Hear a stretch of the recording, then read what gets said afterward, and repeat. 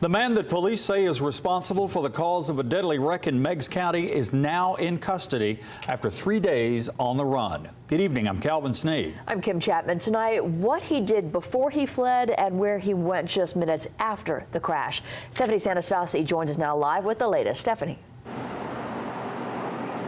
Well, Kim, Calvin, according to THP, right here along Highway 58 in Meigs County is where John Bennett dumped his dump truck before getting out and running. Today, we now know the first place he ran to.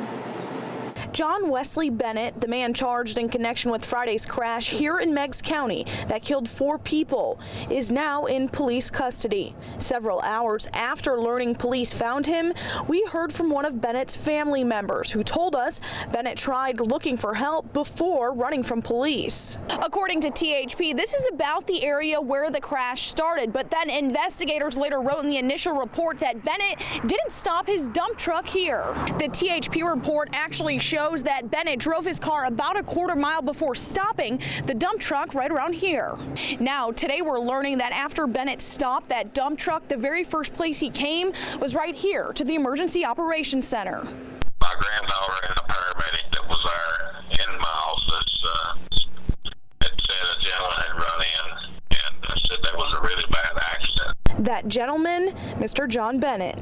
When he come in, they described him as running and being out of breath. Emergency Services Director Tony Fennell says his granddaughter recognized Bennett's dump truck. She could see it stopped on Highway 58 from the Emergency Operations Center. My granddaughter is underage. She's only 15 years old.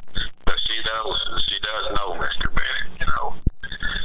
She's seen him around, and Mr. John Bennett has done work for my daughter before, and she has seen him. So, you know, for her to recognize him was not difficult. However, neither his granddaughter nor the paramedic could tell if Bennett was under the influence of drugs and alcohol, contrary to what the initial THP report shows.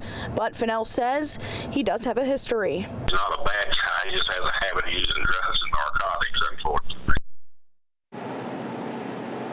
We've asked THP twice now how they were able to determine so quickly that Bennett was in fact under the influence of drugs and alcohol. They marked that on the initial report days before they ever caught him. Today, a THP spokesperson got back to me and says they can't answer that question because this is a criminal investigation.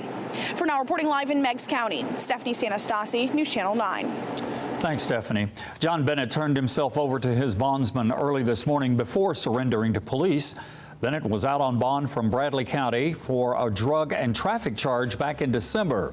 Bail bondsman Bernie King tells us she met him at a gas station off I-75. That happened after someone told her where Bennett was. He then agreed to go to the police station. King spoke with Bennett before turning him over to authorities. He was very remorseful, very sorry what happened. He was scared. He ran. He knew that he had to face what was coming at him. Bennett will be back in Bradley County Court on May 16th to face the December drug and traffic charges. He's currently being held on a $200,000